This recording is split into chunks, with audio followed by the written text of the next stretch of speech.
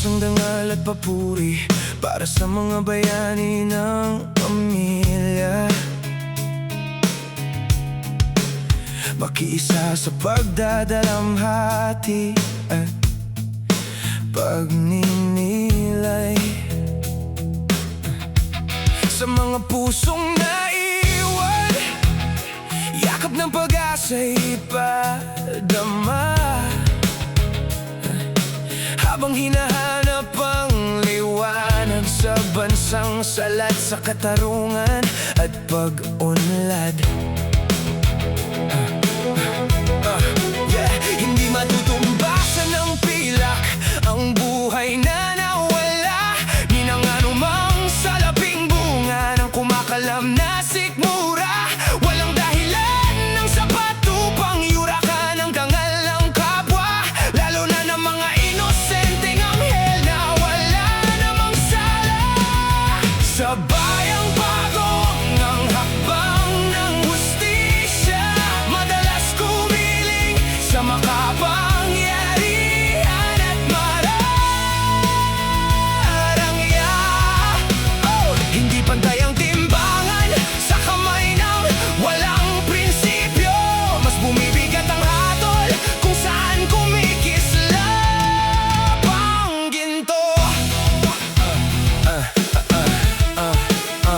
Magapi man ang pusong pinaghaharian ng kasamaan, may mga sugat na hindi na kayang pag-ilumin ng panahon. Ng mga luhang naiwan ay walang halagang katumbas, at ang mga gunit ay habang buhay na pasan-pasan. Sa bayang pagong ng hakbang ng hustisya, madalas kumiling sa makapangyarihan at mararangya.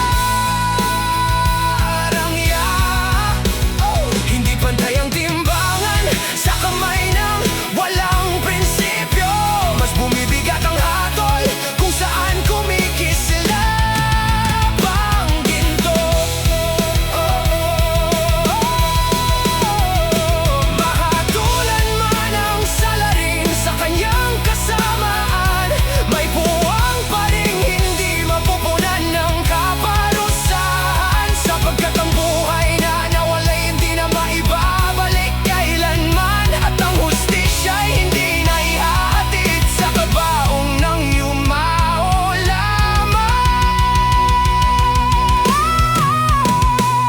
Sa bayang pagong ang hakbang ng hustisya, madalas kumiling sa makapangyarihan at mararangya.